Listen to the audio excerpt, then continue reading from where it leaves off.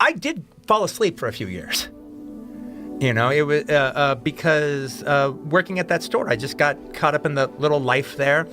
And it was, you know, it's interesting because, you know, you spent your 20s going to comedy clubs and, you know, building a career. So I'm spending my 20s there.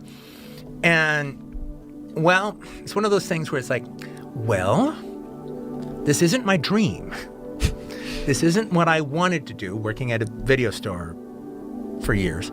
I wanted to actually make movies. It's not my dream, what I'm doing. But it's dream adjacent. It's close to my dream. It's close to my dream. I get to watch movies all fucking day.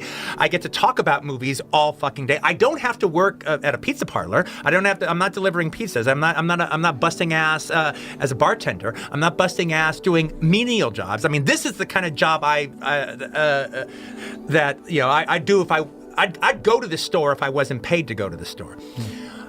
You know, so it's like, you know, but for a couple of years, it did put me to sleep.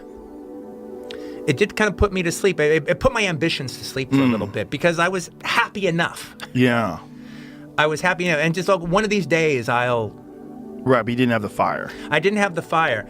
And when I eventually got the fire back again, and it was a life-changing thing. It was a life-changing day. It was... we had a buddy of ours named Steve-O. Yeah. And he was one... we had different living arrangements, and at one point in time, me and Steve-O were living in the same house together, renting in the back towards the back of the store. The dude house. Yeah, it was where everyone would hang out. And but now Steve-O was older than the rest of us, so if like he was about like almost 5 years older than us, but he didn't seem like it. He was a young guy. Yeah, like 5 years younger mentally. Yeah. Or emotionally. Yeah. And but. So he hits 30, and he starts changing. He starts changing like drastically. He was like one of the funniest guys I ever knew, and he was this really, really funny stoner dude, and really cool. And all of a sudden, he's like angry about things, and now he's not quite as funny, and now he's got this issue. And so we're roommates, and there's this one night that he's kind of disgusted with his life, and he starts ranting, and he's describing a situation that was very common if you were a kid growing up without a degree or anything in the 80s, especially in California, where it's like you can't get any really good jobs, but like you could work at Licorice Pizza. And if you're an okay employee, you could like work at Licorice Pizza for a couple of years, and maybe you could even become assistant manager or a manager, and maybe they send you to another store, and maybe you work there for 3 years, and that's really great. But then, you know, all of a sudden, the district manager doesn't like you. You run afoul of somebody higher up in corporate, and all of a sudden, next thing you know, you're fired and you're out in the street. Again, it's management. Yeah. Okay. And so now you've just spent 3 years at Licorice Pizza. Now you could get a job at TRW or some place that's like a real job, or well, those are kind of hard to get. But you can work at Warehouse Records and Tapes tomorrow because you just had 3 years at Licorice Pizza. Same thing with Wild West Clothier, same thing with Miller's Outpost, same thing with any of these kind of stores. Next thing you know, you're 28, and the only jobs you've ever had are minimum wage jobs behind a counter that were designed for kids to pay for their gas. Right. And you've like spent your entire 20s doing that. And then you start getting bitter.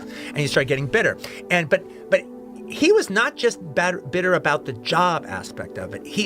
I knew oh my God, he's telling me the truth. I'm learning something here. Because he goes, Quentin, you think that we're this really great team, we're this really great crew.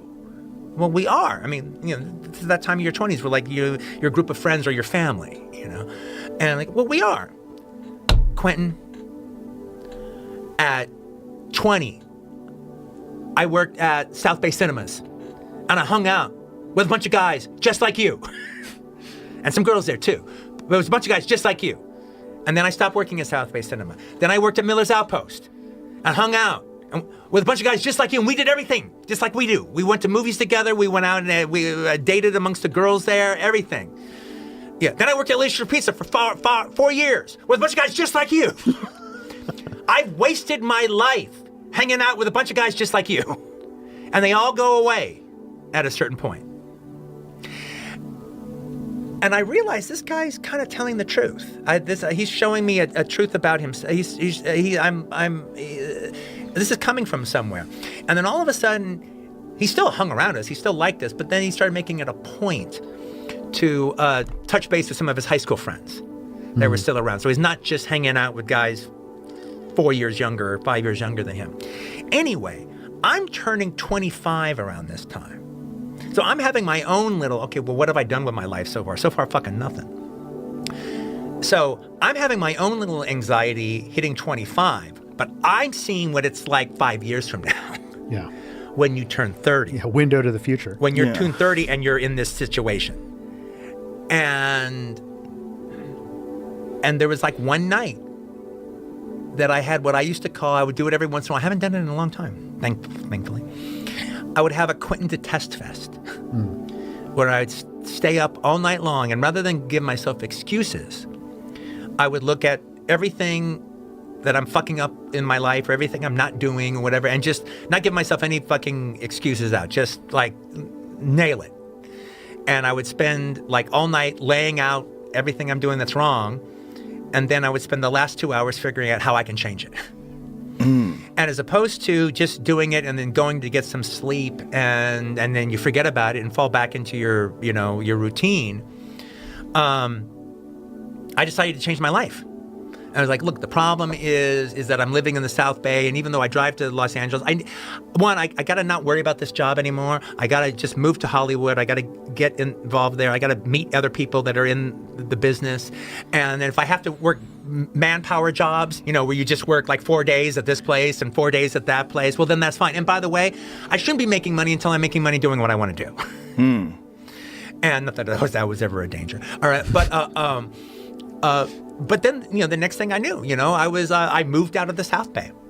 And then I couldn't move into Hollywood. I couldn't afford Hollywood, but I could afford Koreatown. And that was close enough. And literally the minute I kind of moved out there, I met a guy who wrote low-budget horror movies. And then through him, I met other guys that wrote low-budget horror movies. And this guy who directs a few low-budget horror, and this guy who produces a couple. But yeah, you meet one person and that introduces you to 3 other people. Now, all of a sudden, I actually knew people who were actually making movies. And the thing about it was like, also, well, if these guys can do it, I can do it. Because they weren't too special. Right. Yeah. That's the weird realization that you end up having. Yeah. And then literally, it wasn't like everything changed, but like within a year and a half from moving out of the South Bay and moving into the Hollywood area, within a year and a half, I was finally able to make a living as a writer.